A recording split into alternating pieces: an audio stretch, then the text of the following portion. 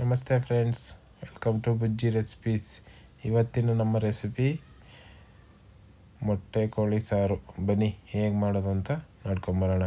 ಮೊಟ್ಟೆ ಕೋಳಿ ಸಾರು ಮಾಡೋದಕ್ಕೋಸ್ಕರ ಮಸಾಲಾನ ಪ್ರಿಪೇರ್ ಮಾಡ್ಕೊಳ್ಳೋಣ. ಅದಕ್ಕೋಸ್ಕರ 1 ಕಪ್ ಟೊಮೊಟೊ, 1 ಕಪ್ಪು ತೆಂಗಿನಕಾಯಿ ತುರಿ, 1 ಕಪ್ಪು ಬೆಳ್ಳುಳ್ಳಿ, ಒಂದು ಸ್ವಲ್ಪ ಈರುಳ್ಳಿ, ಚಕ್ಕೆ, ಲವಂಗ ಮತ್ತು ಪೆಪ್ಪರು, ಕೊತ್ತಂಬರಿ ಮತ್ತು ಪುದೀನಾನ ತಗೊಂಡಿದ್ದೀನಿ. ಇದನ್ನೆಲ್ಲ ಒಂದು ಮಿಕ್ಸಿ ಜಾರ್ಗೆ ಹಾಕ್ಕೊಂಡು ನಾವು ಪೇಸ್ಟ್ ಮಾಡಿ ಇಟ್ಕೋಬೇಕು. ಇದನ್ನೆಲ್ಲ ಒಂದು ಮಿಕ್ಸಿ ಜಾರ್ಗೆ ಹಾಕ್ಕೊಳ್ತಾ ಇದ್ದೀನಿ. ಹಾಕ್ಕೊಂಡು ಇದನ್ನೆಲ್ಲ ನೈಸಾಗಿ ಪೇಸ್ಟ್ ಮಾಡಿ ಇಟ್ಕೋಬೇಕು. 1 ಸ್ಪೂನು ಗಸಗಸೆನ ಕೂಡ ನಾನು ಆ್ಯಡ್ ಮಾಡ್ತಾಯಿದ್ದೀನಿ. ಆ್ಯಡ್ ಮಾಡಿಬಿಟ್ಟು ಇದನ್ನು ಪೇಸ್ಟ್ ಮಾಡಿ ಇಟ್ಕೊತೀನಿ.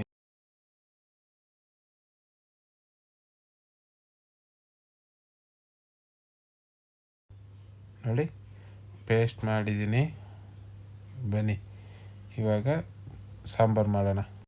ಒಂದು ಕುಕ್ಕರ್ ತಗೊಂಡು ಅದರಲ್ಲಿ ಒಂದು 4 ಟೇಬಲ್ ಸ್ಪೂನಷ್ಟು ಆಯಿಲ್ ಹಾಕ್ಕೊಡ್ತೀನಿ. ಆಮೇಲೆ ಒಂದು ಕಪ್ಪಷ್ಟು ಆನಿಯನ್ ಹಾಕ್ಕೊಂಡು ಫ್ರೈ ಮಾಡಬೇಕು. ಆಮೇಲೆ ಒಂದು ಅರ್ಧ ಕಪ್ಪಷ್ಟು ಟೊಮೊಟೊನೂ ಹಾಕ್ತೀನಿ.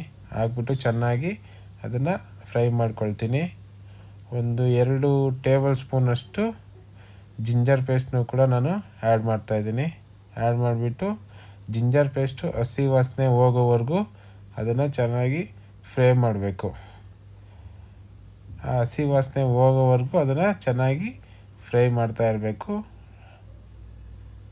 ಆಮೇಲೆ ನಾನು ಚಿಕನ್ನ ಆ್ಯಡ್ ಮಾಡ್ತೀನಿ. ಇದು ಮೊಟ್ಟೆ ಕೋಳಿ ಚಿಕನ್ ನಾನು ತಗೊಂಡಿರೋದು. ಒಂದು ಅರ್ಧ ಸ್ಪೂನಷ್ಟು ಟರ್ಮರಿಕ್ ಪೌಡ್ರನ್ನ ಆ್ಯಡ್ ಮಾಡೋಣ. ಆ್ಯಡ್ ಮಾಡಿಬಿಟ್ಟು ಚೆನ್ನಾಗಿ ಮಿಕ್ಸ್ ಮಾಡಬೇಕು. ಚೆನ್ನಾಗಿ ಮಿಕ್ಸ್ ಮಾಡಿ ಇವಾಗ ನಾನು 1 ಟೇಬಲ್ ಸ್ಪೂನಷ್ಟು ಸಾಲ್ಟನ್ನ ಆ್ಯಡ್ ಮಾಡ್ತೀನಿ. ಇವಾಗಲೇ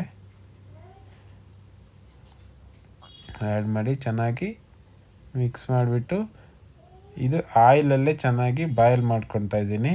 ಆಮೇಲೆ ನಾವು ಆವಾಗಲೇ ಪೇಸ್ಟ್ ಮಾಡಿದ್ವಲ್ಲ, ಆ ಪೇಸ್ಟ್ನ ಇವಾಗ ಇದಕ್ಕೆ ಆ್ಯಡ್ ಮಾಡಿಬಿಟ್ಟು ಚೆನ್ನಾಗಿ ಸ್ವಲ್ಪ ಬಾಯ್ಲ್ ಮಾಡ್ತಾಯಿದ್ದೀನಿ. ಬಾಯ್ಲ್ ಮಾಡಿ ಆದಮೇಲೆ ಕುದೀತಾ ಇದೆ. ಇವಾಗ ಇದಕ್ಕೆ 1 ಟೇಬಲ್ ಸ್ಪೂನ್ ಚಿಲ್ಲಿ ಪೌಡರ್ ಮತ್ತು 2 ಟೇಬಲ್ ಸ್ಪೂನಷ್ಟು ಧನಿಯಾ ಪುಡಿ ಮತ್ತು 1 ಟೇಬಲ್ ಸ್ಪೂನಷ್ಟು ಗರಂ ಮಸಾಲಾನ ಇದಕ್ಕೆ ಆ್ಯಡ್ ಮಾಡ್ತಾಯಿದ್ದೀನಿ. ಆ್ಯಡ್ ಮಾಡಿಬಿಟ್ಟು ಚೆನ್ನಾಗಿ ಮಿಕ್ಸ್ ಮಾಡಬೇಕು.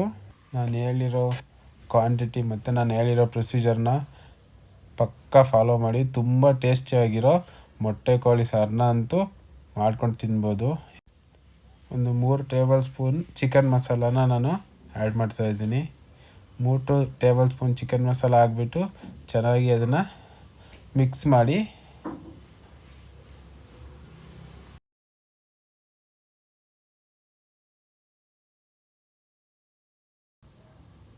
$750 ml ಅಷ್ಟು ವಾಟ್ರನ್ನ ಆ್ಯಡ್ ಮಾಡ್ತೀನಿ. ಸಾಂಬಾರು ಯಾವಾಗಲೂ ಗಟ್ಟಿಯಾಗಿರಬಾರ್ದು, ತಿಳಿಯಾಗಿರಬೇಕು. ಅದಕ್ಕೋಸ್ಕರ ನಾನು ವಾಟ್ರನ್ನ ಒಂದು ಸ್ವಲ್ಪ ಜಾಸ್ತಿ ವಾಟ್ರನ್ನ ಆ್ಯಡ್ ಮಾಡ್ತೀನಿ. 750 ml ವಾಟ್ರನ್ನ ತಗೊಂಡಿದ್ದೀನಿ. ನೋಡಿ ಕನ್ಸಿಸ್ಟೆನ್ಸಿ ನೋಡಿ ಹೇಗಿದೆ ಅಂದರೆ ತುಂಬ ಗಟ್ಟಿ ಇರಬಾರ್ದು, ಸಾಂಬಾರು ತಿಳಿಯಾಗಿರಬೇಕು. ಆವಾಗ ತುಂಬ ಚೆನ್ನಾಗಿರುತ್ತೆ. ಇವಾಗ ರುಚಿಗೆ ತಕ್ಕಷ್ಟು ಉಪ್ಪನ್ನ ಆ್ಯಡ್ ಮಾಡಬೇಕು. ಆ್ಯಡ್ ಮಾಡಿಬಿಟ್ಟು ಇವಾಗ ಕುಕ್ಕರ್ ಲಿಡ್ನ ಕ್ಲೋಸ್ ಮಾಡಿಬಿಟ್ಟು ನಾನು 7 ವಿಸಿಲ್ ಹಾಕ್ಸ್ಕೊತೀನಿ. ಕಂಪಲ್ಸರಿ 7 ವಿಸಿಲ್ ಹಾಕ್ಸ್ಕೊಳ್ಳೇಬೇಕು, ಇಲ್ಲಾಂದರೆ ಅದು ಕರೆಕ್ಟಾಗಿ ಬಾಯ್ಲ್ ಆಗಲ್ಲ. 7 ವಿಸಿಲ್ ಆಗಿದೆ. ಬನ್ನಿ ನೋಡೋಣ. ನೋಡಿ ಎಷ್ಟು ಕರೆಕ್ಟಾಗಿದೆ, ತುಂಬ ಚೆನ್ನಾಗಿ ಬಂದಿದೆ, ತುಂಬ ಚೆನ್ನಾಗಾಗಿದೆ. ನೋಡಿ ಎಷ್ಟು ಚೆನ್ನಾಗಿ ಕೋಳಿ ಸಾರಾಗಿದೆ. ತುಂಬ ಚೆನ್ನಾಗಿರುತ್ತೆ. ಮುದ್ದೆ ರೈಸು ತಿಂತಾಯಿದ್ರೆ ಇನ್ನೂ ಸ್ವಲ್ಪ ತಿನ್ನಬೇಕು ಅನ್ನೋ ಫೀಲ್ ಅಂತೂ ಬರುತ್ತೆ. ಮತ್ತೆ ಟ್ರೈ ಮಾಡಿ ತಿಂತೀರಾ. ಇದೇ ಥರ ಫಾಲೋ ಮಾಡಿ. ಬನ್ನಿ ಈಗ ಸರ್ವ್ ಮಾಡೋಣ.